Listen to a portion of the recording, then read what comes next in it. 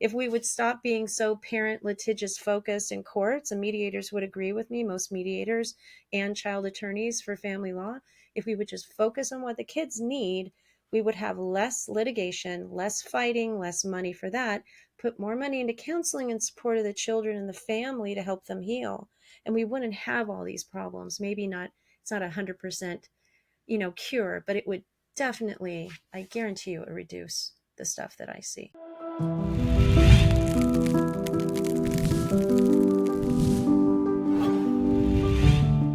Hi, my name's Lawrence Strauss, and welcome to the Family Disappeared podcast. If you're new to the community, welcome. If you're a regular to the community, welcome. So basically, everyone, welcome. And today we're going to have the second part of the interview with Cathy Himlin, which is just fascinating. Just a wonderful, wonderful conversation that's full of different nuances and some great information. And in this episode, we get to something really interesting when we're talking about the similarities between the foster care system and alienation, some forms of estrangement, and just some of the processes that already exist in the foster care system within the legal court system that we could adapt in the court system for anyone in a conflict in divorce or child custody or whatever it is. So that's really hopeful that it exists, and really scary that it hasn't been added to the court system. And again, if you're new to the community, we're a 501c3 nonprofit. We have 18 free support group meetings weekly online. Come out and join the community. It's Parental, Alienation Anonymous. It's a wonderful, wonderful place, and it's for parents, grandparents, any other family members that are struggling with alienation, estrangement, or erasure. It's for young adults and adults that have been alienated or estranged from their parents. We have specific meetings for you too, so it has the privacy and a container set up for you too. And yeah, this is going to be an exciting show. Let's jump in and see what happens.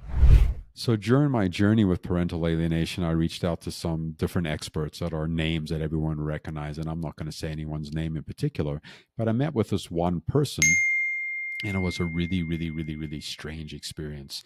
I met with them. They had a lot of really, really good information, and I really appreciated it.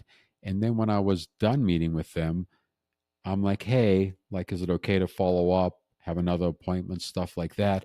And I tried for several months to get a response via email, via text, via any means, and this person never responded to me. And the reason that I share the story with you is at that time it felt really dysregulating and hurtful, and I felt really, really desperate. The thing that I couldn't see is that, hey, I need to make a different decision. This person's clearly not available, and there are going to be other people out there that are qualified and available. And instead of spending all my energy creating anxiety, creating fear, all the ruminating thoughts that come along with another rejection, I should have just moved on. So I just wanted to share that with you. If you're dealing with a professional out there and it doesn't feel resonant, that they're not getting back to you, take care of yourself. There's other people out there that are really doing a great job, and Cathy Himlin is one of them. And the second part of the interview is phenomenal. So let's jump on in. I'm going to go down a little different path here, Cathy, because I know that when you first got into this field, that you were actually working within the foster care system and doing stuff like that. And some of the research that I've read and some of the articles I've read, they compare like the foster care system and some of the attachment disorders that happen in the foster care system are very similar to what parents are going through in this high conflict divorce and targeted parent alienation, whatever word you want to use. But there's a correlation. Do you find that to be true, having actually been seeped in both of these different arenas? Um, I'm not sure the correlation, other than maybe you could explain what you mean by that so I can understand what you mean. Because I don't know about the research you've looked at or the articles. From my understanding, when in the foster care system, that the kids are, I think maybe what I'm getting to is just that the kids are going through a lot of trauma and they have a hard time trusting and bonding and reintegrating in certain instances because they are harmed emotionally, spiritually.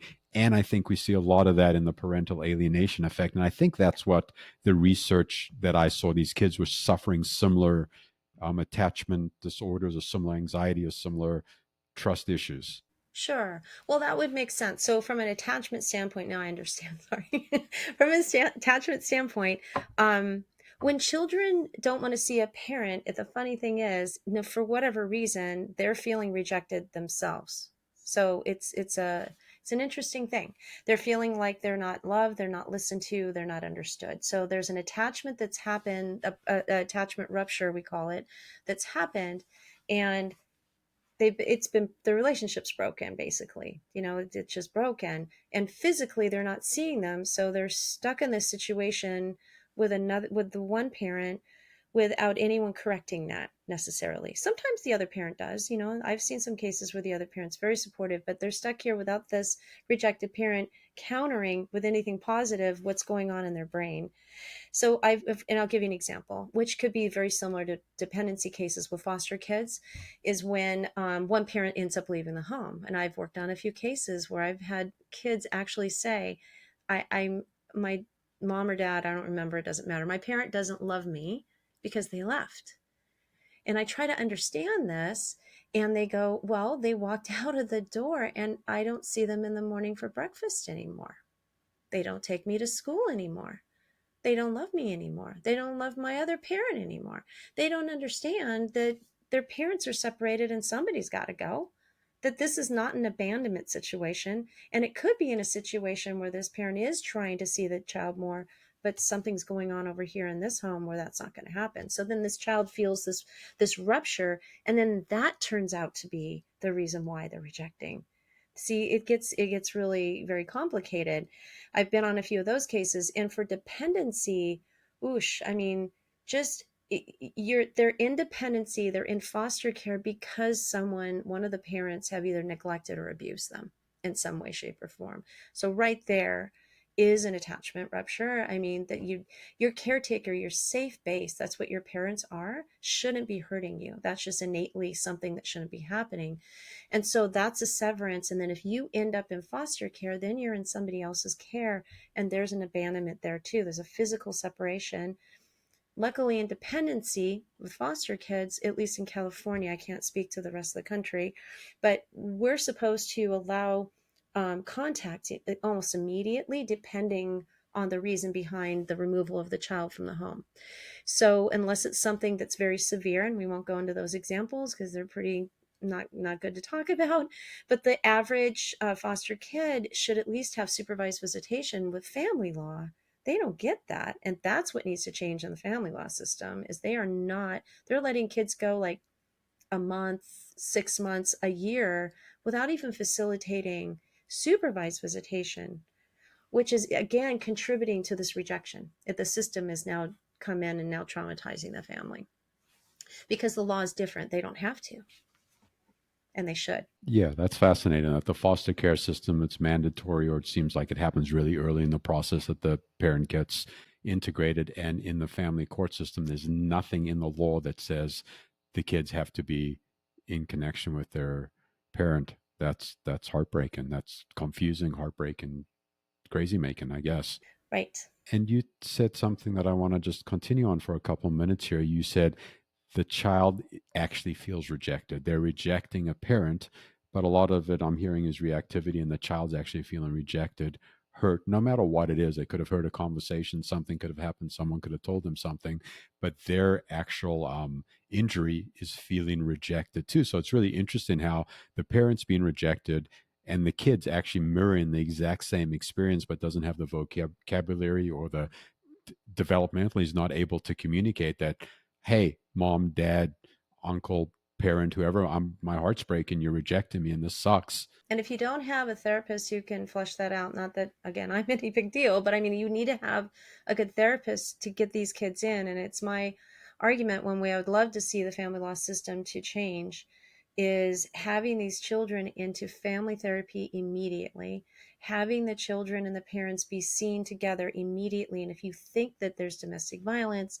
or some safety issue, okay, then let's do some supervised visitation and make it positive. Like, don't keep them separate. Like, it's the system that does it too.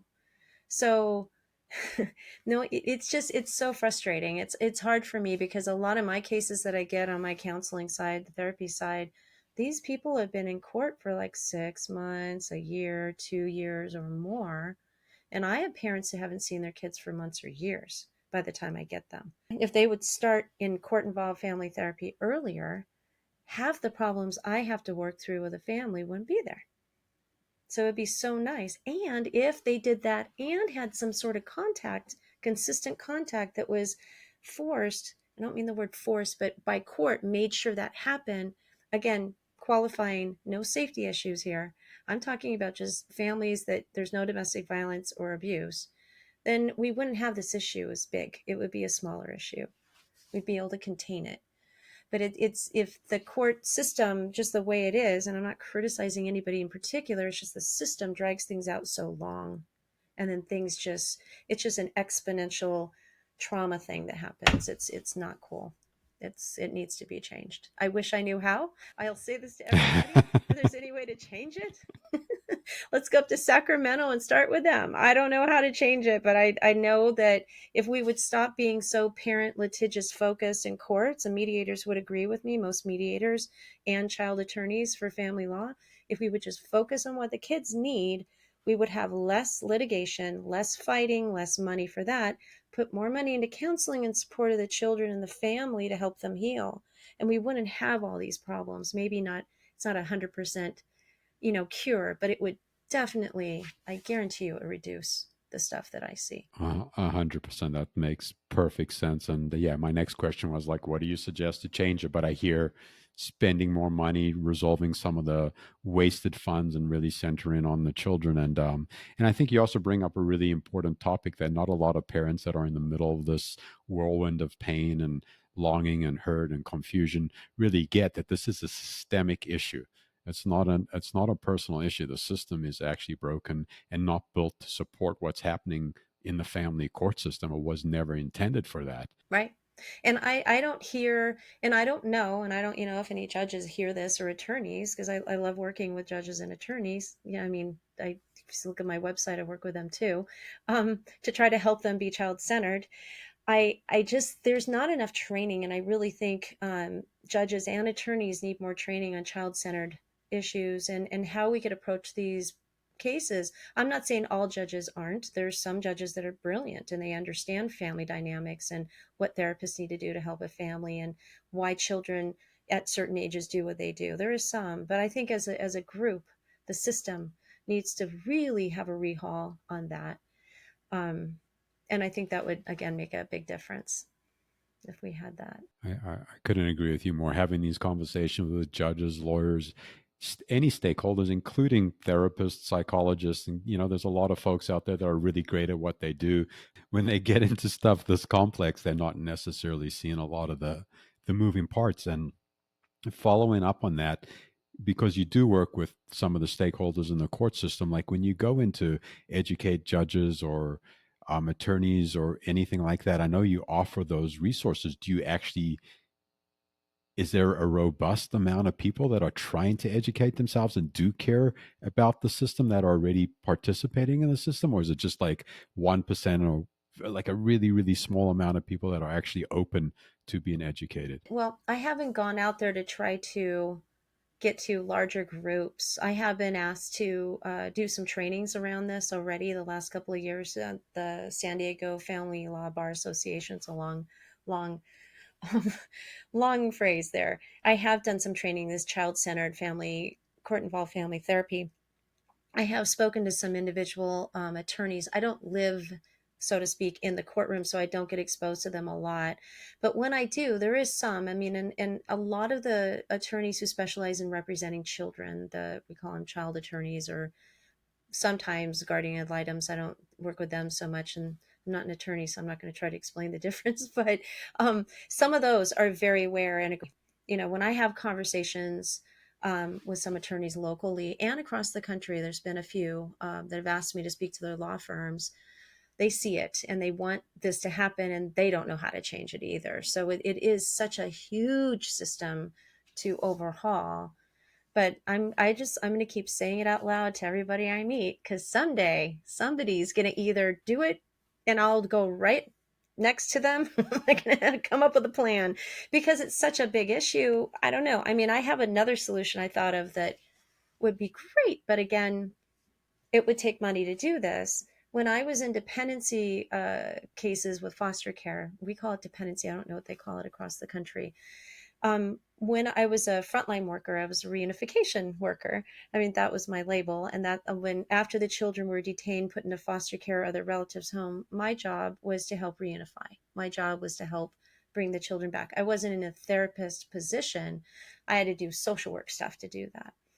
Later on, I became what's called a court officer, and I sat in the courtroom for 3 years and wrote stipulations and sat next to the clerk. And I was able to, part of my job was to be the liaison between social services, child protective services, whatever the name is in each county, and the judge in the court. And it was part of my job to educate the judges on where these children were at, why the parents were doing what they were doing, the family dynamics, all the whole thing, and understand why the social workers or a therapist was doing, again, what they were doing. And that was such a nice thing because then the judges were armed with information they wouldn't get because they don't teach this stuff in law school. They need someone who has that specialty next to them, advising them or at least answering questions. Not advising like telling them how to judge on a case, but they can ask questions and understand context and understand why things happen the way they do. I really believe that if they put someone like that in each courtroom for family law and had someone that could answer, like, what would be in the child's best interest, that might be a way. But again, that is going to cost money. They have it in some counties. I don't know if all of California has this, but in some of our counties, at least in Southern California, this position exists still. And you have one or two social workers in each courtroom independency. That's all we do is do those things.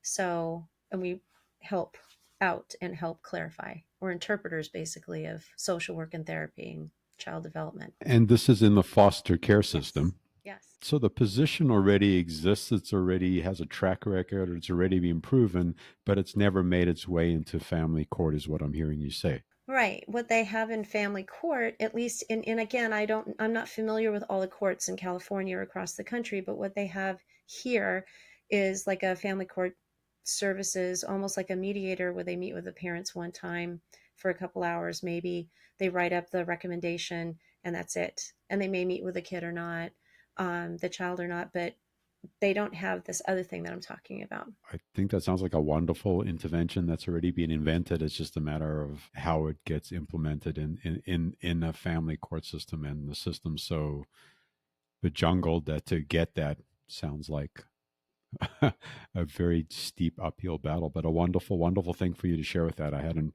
heard that before, that that already exists in some form of a court system within the systemic framework. So that's wonderful. And you had also shared with me that you offer folks a free 15-minute consultation to see if your services would potentially fit for what they're struggling with, or what they're going through. And in order for them to engage you on this, what would they do? Would they go to your website? Like, how do they do that? Yeah, just they need to go to himlinconsulting.com, and there I have three different sections.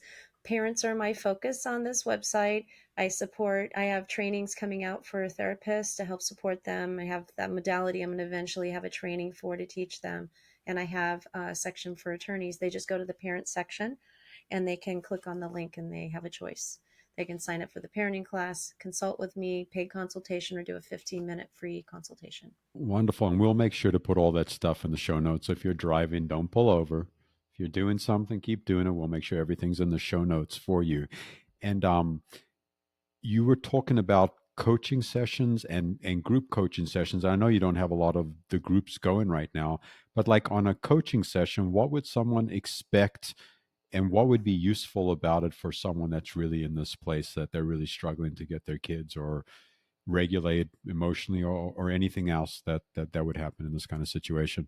Sure. I mean, basically, I would take down information on what your specific situation is. And if you were rejected by your child, for instance, then I would start giving skills and that would tailor to you and how to reach your child in particular. Like most parents have some idea.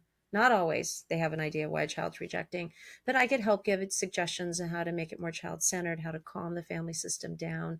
I'm not doing therapy, I'm just doing parenting coaching and how to support the relationship between them and their child for sure. Well, that's wonderful, because this is so confusing and we go through so many highs and lows. To really talk with someone that's educated as a therapist, but really knows the intricacies of the court system and what's really happening and how to navigate that. Sounds phenomenal. And I'd ask you this follow up question for someone that gets the list of three and is picking out a therapist, like what suggestions you have for folks around the country and in other parts of California when they're looking at this list. Are there some questions you think are really important to ask a therapist, or something to note when you're looking at these different lists that might be really useful to pick out someone that's the most equipped and qualified to get you where you would like to go with your kids? Oh, for sure. There's several.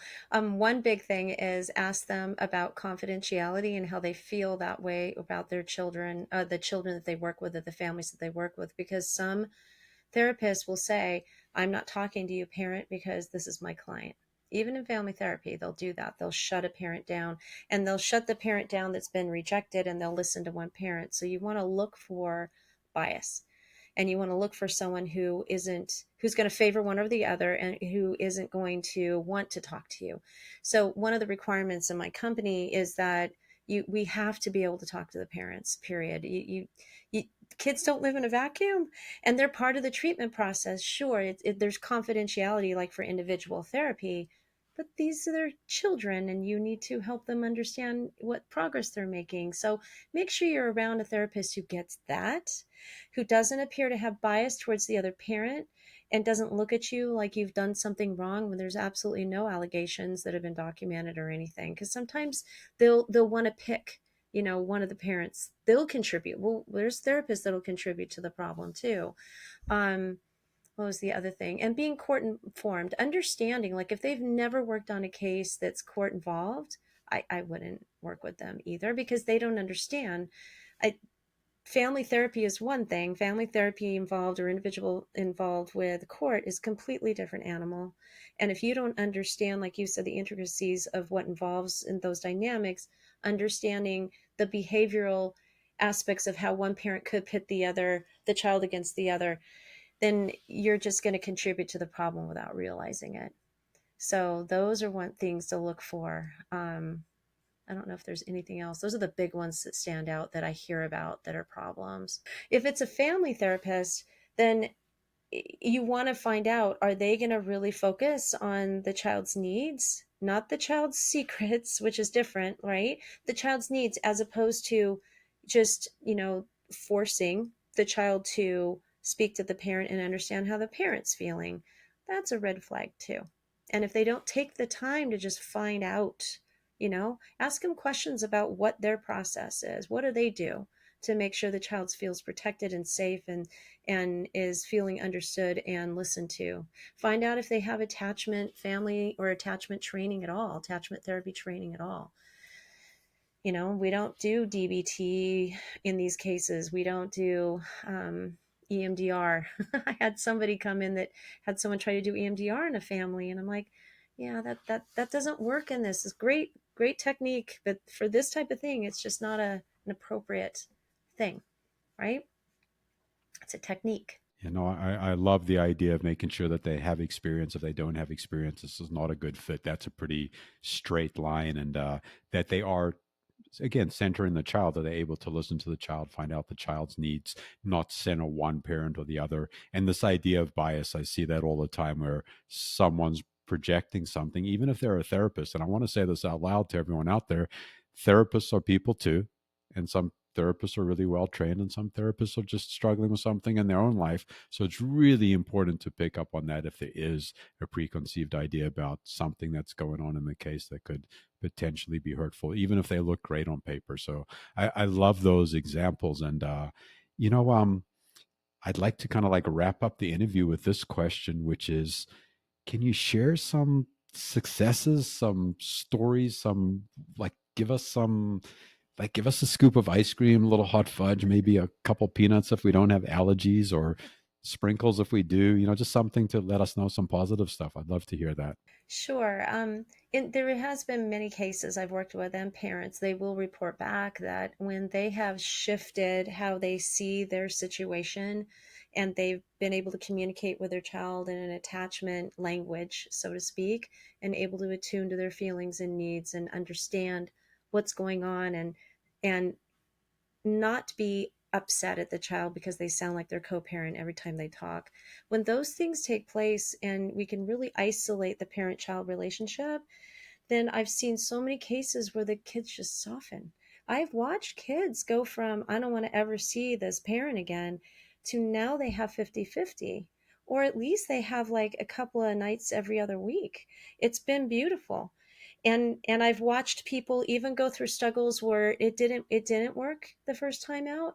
But the reason why I said about the mid 20s, 23 to 25, is because brain development ends about 23 to 25, and that's when kids will come back around. So if you keep being positive, watch many cases, and I've heard back, these kids came around and said, I don't even remember why I was upset at you, and the relationship restarted as if it never had been interrupted for like a 10-year period of time.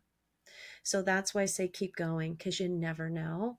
And I've seen these cases time and time again, and like just seeing the kids with tears in their eyes, even though they're stubborn and they don't want to say anything, right? They're because they're used to being so angry. It catches them off guard in a really good way. They don't trust it at first, but if you're consistent and keep approaching things that way, it makes a huge difference. And I've just seen some relationships go back to blossoming the way they should have before the rejection and the estrangement happened, if that helps. That is beautiful. And I want to thank you for taking the time to come out and sharing some of your experience and expertise with the community, letting us know about your newsletter, which I think will be phenomenal for folks, and that there is an option for a free consultation if folks are looking for someone to work with. And yeah, I appreciate the work that you're doing. I appreciate that you're centering the kids and that you're out there in the system affecting change, and that yeah, that you are you. It's really comforting for me as I struggle along this path and bump into walls and different folks to walk with folks also that are walking in the same direction feels really useful. Thank you for having me, Lawrence. This has been great. I love the conversation.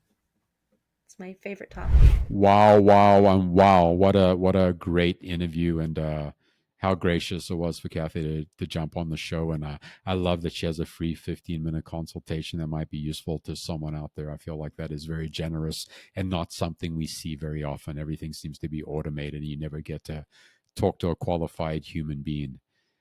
I also found it fascinating when Cathy was talking about foster care system, and I can't remember the exact word she used about the person that sits in court that kind of assists the judge and the attorneys and the other stakeholders on what's really needed and what's really going on with the kids that can lead to some healing and some families getting back together. I love that, and that gives me so much hope that there is a possibility and a way forward in this really troubled system, in this really troubled family court system, because it's heartbreaking what's going on, and we need more folks letting us know about other systems that are currently functioning that have pieces that would be really useful to our system. And as we're learning this, we need to find out a way to get our feet on the ground and ask for these things to be included in the court system. Yeah, I know I'm going to sideways here a little bit, but yeah, how do we really advocate and get these changes made as a population of people that are struggling, and not wait for other people to do that for us? So I'm going to say that's a really big and deep thought and a little sideways thought, and sorry if that feels a little different. Anyway, great show, great chat, wonderful information. All Cathy's information is in the show notes. Please like, subscribe, comment, let us know what you're thinking. Familydisappeared at gmail.com is in the show notes. Send us an email, ask for a particular topic. If there's something we skirted over you'd like us to discuss a little bit deeper, if there's anything else we can do to support the community, be wonderful. And again, we're a 501c3 nonprofit. We need your donations. If you know a organization or something else that might be great for us to contact to help us fund some of the things we're doing, that'd be wonderful. If you know someone else that can help, that'd be wonderful too. And yeah, that is enough out of me. I hope you're having a beautiful day wherever you are and whatever you're doing. And we have a very special community, and we're very lucky, and we're really glad to have you as part of this journey. And in case anyone hasn't told you yet today, I love you. Yeah, and I'm saying that after every show depending which shows you're listening to. But yeah, people said that to me often when I was new in different communities and really struggling. It was really nice to hear that someone loved me, even I thought that that's a bunch of crap. You don't even know me. But I think there's hope and creativity and opportunity and love. So I love you. Have a beautiful day. We'll see you around the neighborhood. Bye bye.